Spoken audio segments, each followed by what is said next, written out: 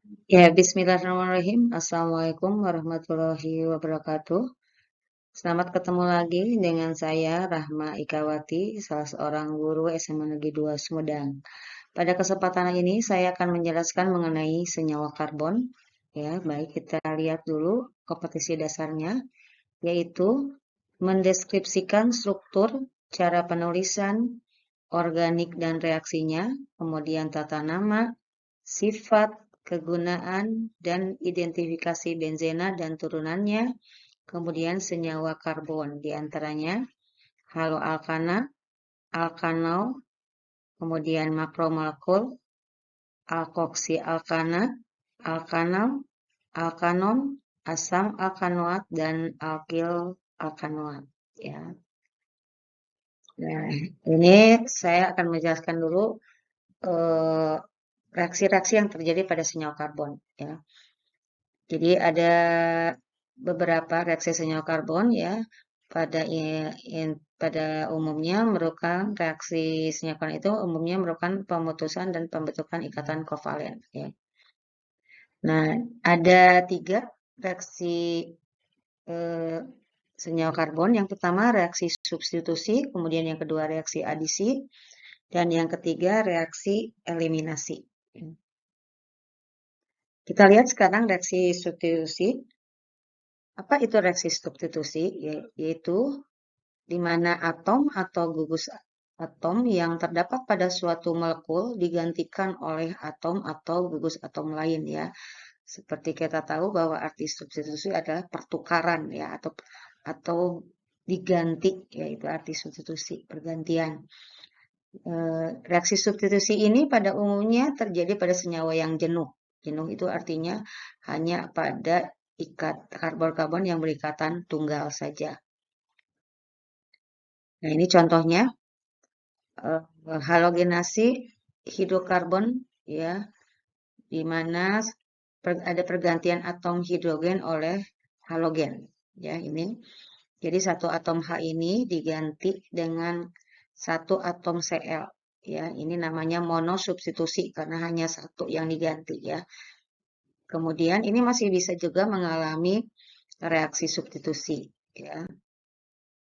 Kemudian yang kedua reaksi adisi, seperti kita tahu arti adisi adalah ditambahkan ya. Jadi reaksi adisi terjadi pada senyawa yang mempunyai ikatan rangkap dua. Jadi syaratnya harus ada ikatan rangkap dua atau rangkap tiga.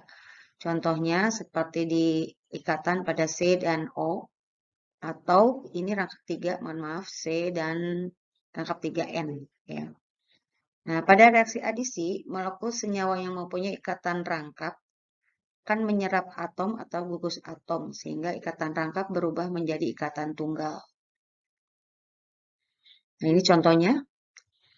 Jadi ini adisi gugus karbonil, ya gugus karbonil ini adalah ini rumusnya CO oleh senyawa hidrogen ya. Jadi ini tadi kan syaratnya harus ada ikatan rangkap ya. Jadi salah satu ikatan ini putus dulu sehingga akan menghasilkan di sini ada satu elektron bebas, ini juga satu elektron bebas. Ya, direaksikan dengan hidrogen sama, hidrogen juga putus dulu, nanti dia satu atom ini akan membentuk satu elektron bebas. Nah, setelah putus ini akan bergabung ke O dan ini akan bergabung ke C. Maka terbentuklah senyawa ini, ya. Jadi ini ada perubahan ikatan dari ikatan rangkap menjadi ikatan tunggal, ya. Kemudian contoh berikutnya ini pada senyawa 2-metil 2-butena ya. Jadi ini syaratnya harus ada ikatan rangkap ya. Ini sama satu ikatannya terputus ya, diputuskan dulu, kemudian nanti ada elektron bebas di C yang kiri dan di C yang kanan. Nanti sama ini juga putus, akan dia H membawa elektron bebas, Cl juga membawa elektron bebas. Nanti Cl dan H ini akan masuk ke elektron bebas yang tadi ada di ikatan rangkap C ya. Sehingga akan terbentuk ya, asalnya 2-metil 2-butena menjadi 2-kloro 2-metil butana dari ikatan rangkap ya yang termasuk alkena merubah menjadi ikatan tunggal yaitu menjadi butana ya. Nah, ini di sini berlaku hukum Markov-Nikov ya. Apa sih hukum Markov-Nikov itu? Yaitu Markov-Nikov itu di mana atom H akan masuk pada C yang banyak H-nya ya. Jadi sekali lagi atom H akan masuk pada C yang banyak H-nya. Berarti Cl yang tentu saja yang tetangga C yang sebelah yang tadi mengandung H ya. Nah, itu jumlah yang terbentuknya sebesar 70% ya, sisanya 30% itu anti Markov-Nikov ya. Lanjut, sekarang yang ketiga yaitu reaksi eliminasi ya. Arti eliminasi itu yaitu keluar ya, dibuang ya. Jadi pada reaksi eliminasi, molekul senyawa yang berikatan tunggal cirinya berubah menjadi senyawa berikatan rangkap. Jadi ini dengan melepas molekul kecil ya. Jadi pada reaksi eliminasi ini merupakan kebalikan dari reaksi adisi ya. Nah, ini contohnya. Contohnya ini etanol ya, diambil molekul molekul H2O ya dari OH ini putus. OH di sini putus, kemudian satu H di sini putus. Sehingga H dengan OH menjadi H2O.